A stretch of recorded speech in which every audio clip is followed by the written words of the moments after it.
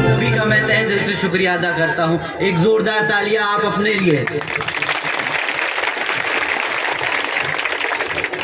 यहाँ इतनी बड़ी संख्या में हमारी माताएं बहनें भी यहाँ मौजूद हैं, तो आप सभी का भी मैं तहे दिल से शुक्रिया अदा करता हूँ। बहुत बहुत शुक्रिया आप जो आए यहाँ पे हमें सुनने के लिए। साथियों, सबसे पहले मैं अपने सभी संतों, गुरुओं, महापुरुषों को, जिसमें खासकर महात्मा ज्योतिबा फूले, छत्रपति शाहूजी महाराज, नारायण गुरु, पेरियार रामास्वामी जी, बाबा साहब डॉक्टर भीमराव अंबेडकर जी एवं मान्यवर साहब श्री काशीराम जी को नमन करता हूँ। मान्यवर साहब श्री काशीराम जी के विचारों को देश के कोने कोने तक ले जाने वाली और सर्व समाज को शासन, प्रशासन, अनुशासन का उदाहरण दिखाने वाली उनकी एकमात्र उत्तराधिकारी हमारी आदरणीय बहन कुमारी मायावती जी ही हैं। उत्तर प्रदेश की 4 बार मुख्यमंत्री, लोकसभा व राज्यसभा की कई बार सदस्य रही आदरणीय बहन कुमारी मायावती जी ने बाबा साहब डॉक्टर भीमराव अंबेडकर जी और मान्यवर साहब श्री काशीराम जी के मिशन के लिए अपना पूरा जीवन समर्पित कर दिया और मुझे गर्व है कि मुझे ऐसे महान नेता के नेतृत्व में काम करने का मौका मिल रहा है। आदरणीय बहन कुमारी मायावती जी का मैं हार्दिक अभिनंदन और आभार व्यक्त करता हूं। आज राजस्थान की इस पावन धरती पर खड़े होकर आप सबके सामने अपनी बात रखने का जो सौभाग्य मुझे मिल रहा है, तो इसके लिए मैं आप सभी का तहे दिल से आभार व्यक्त करता हूं। साथ ही साथ यहाँ मंच पर मौजूद हम सबके बीच में पार्टी के सभी पदाधिकारी एवं सभा में मौजूद सभी कार्यकर्तागण, आपका भी मैं तहे दिल से आभार व्यक्त करता हूं। साथियों,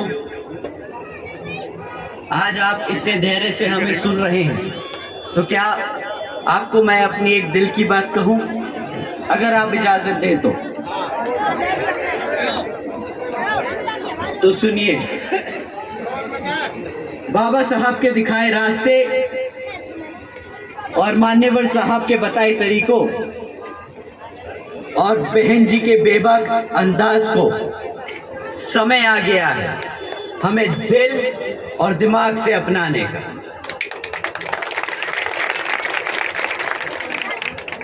मैं पूछता हूं क्यों घबराते हो तुम?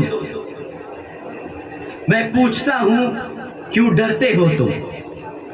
अरे जब तुम्हारे सिर पे उस शेरनी का हाथ है तो क्यों कमजोर महसूस करते हो तुम? बहुजन समाज पार्टी से हैं हम सब, है ना? बहुजन समाज पार्टी से हैं हम सब।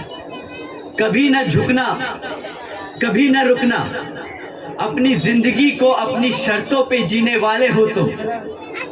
वो कहते हैं ना साथियों कि अगर किसी चीज की लत लग जाए तो आज आदमी की पहचान बन जाती है। तो आज मैं कहता हूं आप सबसे कि बना लीजिए पहचान एक निडर समाज की, एक ताकतवर समाज की, एक मजबूत बहुजन समाज की।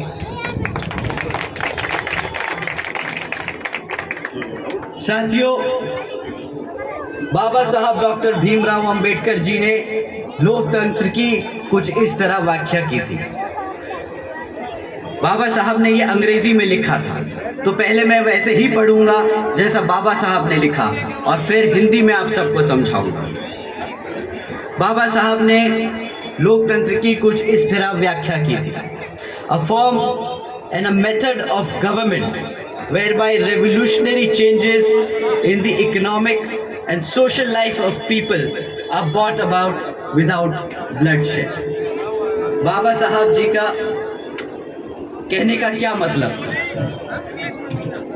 इंग्लिश में बताया, अब हिंदी में समझाते हैं। साथियों, बाबा साहब के विचारों का भारत कुछ इस तरह था। स्कूलों में जहां पे बच्चों के साथ भेदभाव ना हो, ऐसा है बाबा साहब के विचारों का भारत।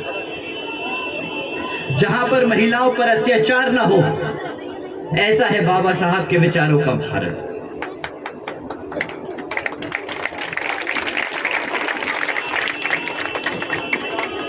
जहां पर हर जाति और धर्म को बराबर का सम्मान मिले। हिंदी में समझ, हिंदी में समझा रहे। जहां पर हर जाति और धर्म को बराबर का सम्मान मिले, ऐसा है बाबा साहब के विचारों का भारत। हकीकत तो ये है साथियों कि आज यहाँ राजस्थान में जो कांग्रेस की सरकार चल रही है, वह खाली बहुजन समाज नहीं, सर्व समाज विरोधी है। कांग्रेस की सरकार ने वादा किया था 5 साल पहले कि बेरोजगार युवाओं को 3500 रुपए महीना दिया जाएगा। कांग्रेस की सरकार ने वादा किया था सस्ती गैस सिलेंडर देने का। कांग्रेस की सरकार ने वादा किया था कई लाखों युवा जो यहाँ मौजूद हैं, उन सबको रोजगार देने का। यही वो कांग्रेस सरकार है जिसने वादा किया था हमारी महिलाओं को मुफ्त शिक्षा देने का। साथियों, अब जब राजस्थान में चुनाव हम सबके सर पर हैं, तो कांग्रेस की सरकार के साथ साथ उनके मुख्यमंत्री एवं नेता सब आप लोगों के बीच में फिर आएंगे और फिर ही इसी तरह के वादे दोहराएंगे।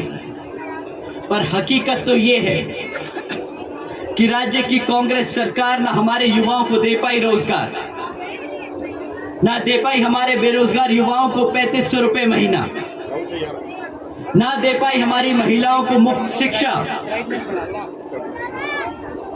दिया है इस कांग्रेस सरकार ने हमारी जनता को तो सिर्फ और सिर्फ धोखा। दिया है इस कांग्रेस सरकार ने हमारे युवाओं को तो सिर्फ दुर्ग और झूठा भरोसा। साथियों, समय आ गया है यहां की कांग्रेस सरकार को हकीकत समझाने का। साथियों, हकीकत तो ये है कि यहाँ की कांग्रेस सरकार हमारी माताओं और बहनों को सुरक्षा तक न दे पाई। सिर्फ पिछले 5 सालों में 1 लाख से ज्यादा महिलाओं पर हुए अत्याचारों के केस दर्ज किए गए। ये तो वो है जो दर्ज किए गए, इतने हजारों केस होते हैं जो दर्ज भी नहीं किए जाते।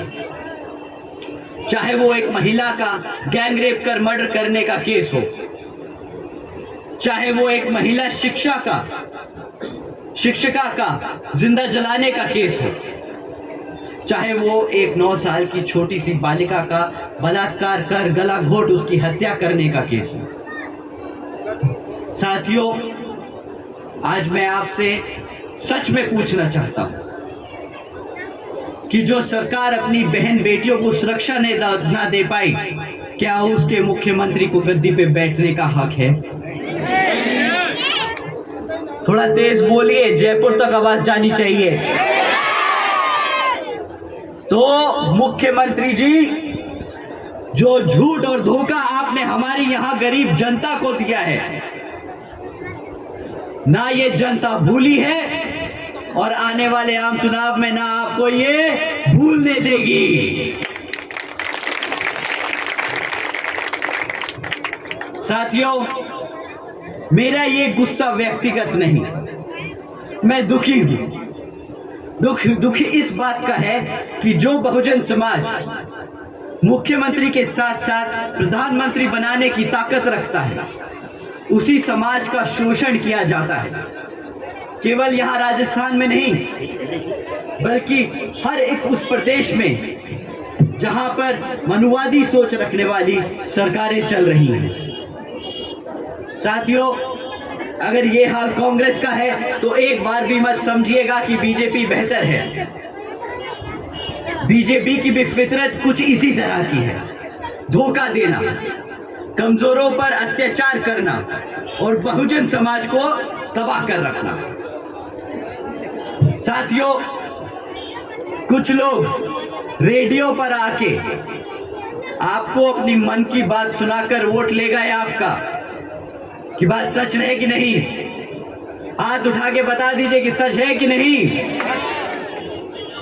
और अब जब हम सब, हमारी पूरी जनता, हमारा पूरा समाज परेशान और बेहाल है, तो क्या कहते हैं? क्या कहते हैं? अरे हम तो फकीर आदमी हैं, झोला उठाकर चल पड़ेंगे। साथियों, जिम्मेदारी से पल्ला झाड़ना तो कोई हमारे प्रधानमंत्री जी से सीखे। प्रधानमंत्री जी की सरकार ने वादा किया था 10 करोड़ नौकरी देने का। केंद्र की सरकार ने वादा किया था गरीबी खत्म करने का। क्या यहाँ बैठे मेरे सभी साथियों के लिए मैं पूछना चाहूंगा, क्या आप लोगों की लग गई नौकरियां? साथियों, नौकरी तो लगी नहीं, पर उन्होंने वादा किया था कि महंगाई कम करेंगे। क्या आप लोगों के लिए महंगाई हुई कम? नौकरी नहीं लगी, महंगाई कम नहीं हुई। साथियों, क्या आप लोगों के लिए बड़ी आमदनी, जो बची कुची नौकरी लगी थी, क्या बड़ी आमदनी? आमदनी नहीं बढ़ी। जो बची कुची नौकरियां थी वो चली गई।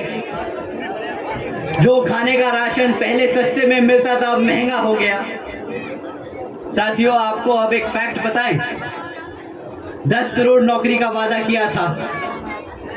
10 करोड़ तो छोड़िए, 5 करोड़ लगी हुई नौकरियां जो मैन्युफैक्चरिंग सेक्टर में थी, वो भी घटकर अब 2.5 करोड़ रह गई। जो महंगाई का ढिंडोरा पीट रहे थे, जिसके बल पे वो केंद्र की सरकार में आसीन हुए, क्या कहा था कि 50 रुपए का पेट्रोल बहुत महंगा है। साथियों, आज मैं आप सबसे पूछना चाहता हूं, क्या इन लोगों को शर्म नहीं आती? जब पेट्रोल 100 रुपए का हो गया है, क्या उनको अब महंगा नहीं लग रहा है ये? साथियों, जो गरीबी खत्म करने निकले थे, आज नोटबंदी जैसे काम करने के बाद शायद गरीबी को खत्म कर चुके। 2014 में 2,70,00,000 लोग जो गरीबी की रेखा के से नीचे थे, आज उनकी संख्या बढ़कर पता है क्या हो चुकी है? 13 करोड़ से ज्यादा हो चुकी है। साथियों, तो मैं पूछता हूं, क्या यही थे अच्छे दिन? क्या इन्हीं अच्छे दिनों के लिए वादा किया था केंद्र की सरकार ने आप सबसे? बताइए साथियों, क्या यही अच्छे दिनों का वादा किया था? अगर ना है तो एक बार चिल्ला के ना बोल दीजिए, ताकि दिल्ली तक आवाज पहुंच जाए। बताइए, क्या यही था? साथियों, आज हम भाजपा, कांग्रेस और राज्य के मुख्यमंत्री जी को मन की बात नहीं, एक काम की बात समझाने आए हैं। काम की बात से पहले उन्हें बता दें कि एक लीडर होता कैसा है, एक मुख्यमंत्री होता कैसा है, और एक प्रधानमंत्री जी को होना कैसा चाहिए। साथियों, बहन जी की 4 बार की उत्तर प्रदेश की सरकार में क्या कानून व्यवस्था के साथ साथ सामाजिक व्यवस्था के लिए भी अनेकों काम किए गए।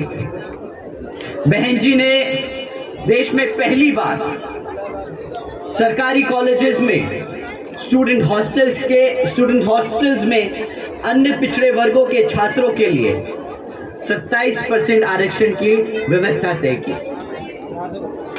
बहन जी ने हमारे सभी संतों, गुरुओं व महापुरुषों के सम्मान में कई जिले और कई यूनिवर्सिटीज के नाम रखे, ताकि हमारे आने वाला भविष्य हमारे महापुरुषों को ना भूले।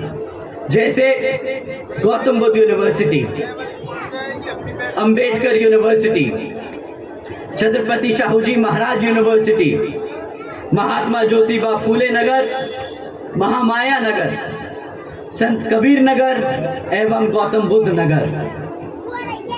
बहन जी ने साथ ही साथ अपनी बच्चियों का बखूबी ध्यान रखा।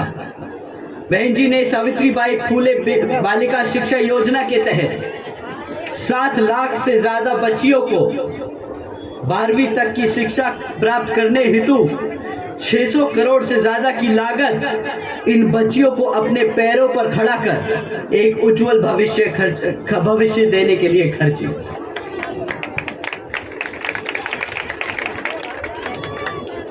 बहन जी ने महामाया गरीब बालिका आशीर्वाद योजना के तहत 3,25,000 बच्चियों को 1 लाख रुपए सीधा उनके बैंक खातों में देने का काम किया। साथियों, आदरणीय बहन कुमारी मायावती जी ने इस योजना के तहत 3,250 करोड़ रुपए सीधा अपनी बच्चियों को दिए। क्या यहाँ पे बता सकते हैं कि कोई भाजपा की सरकार या कांग्रेस की सरकार ने इतने रुपए खर्चे अपनी बच्चियों के लिए? बता सकते हैं? आप हाथ उठ के बताइए अगर नहीं मिले आपको इतनी अपनी बच्चियों के लिए पैसे। साथियों, भारतीय जनता पार्टी की तरह हम 20 लाख रुपए देने का वादा नहीं करते, ना हम कोई खोखली योजना चलाते हैं। बेटी बचाओ बेटी पढ़ाओ जैसी हमारी आदरणीय बहन कुमारी जी ने ठोस कदम उठा के ये करके दिखाया है। जैसा कि उन्होंने उत्तर प्रदेश में किया, ऐसा ही यहाँ पे हमारे बच्चों के लिए इस प्रदेश में होगा अगर आप बसपा को वोट डालकर आने वाले आम चुनाव में यहाँ पे बीएसपी की सरकार स्थापित करें।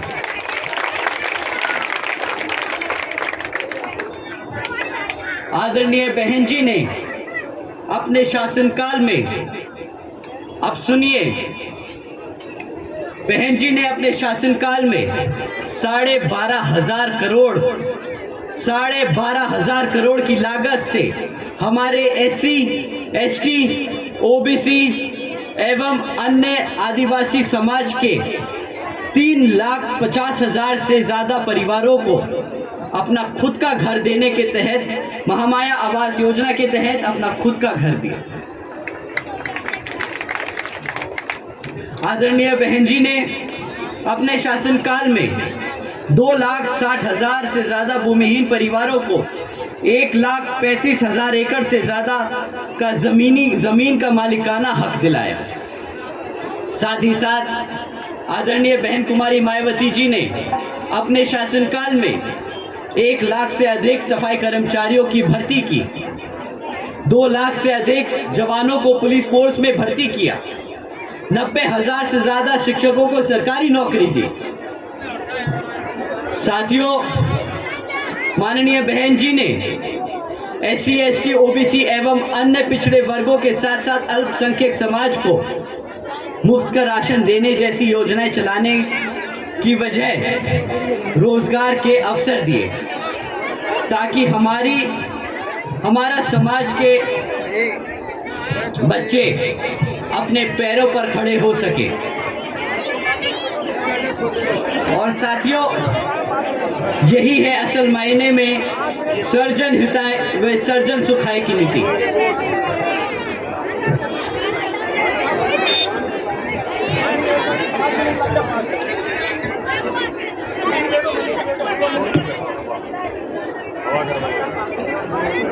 तो साथियों, मैं आप सबको यही अपील करता हूं कि आने वाले विधानसभा आम चुनाव में आप हाथी निशान के सामने वाला बटन दबाकर यहां पर बीएसपी के प्रत्याशी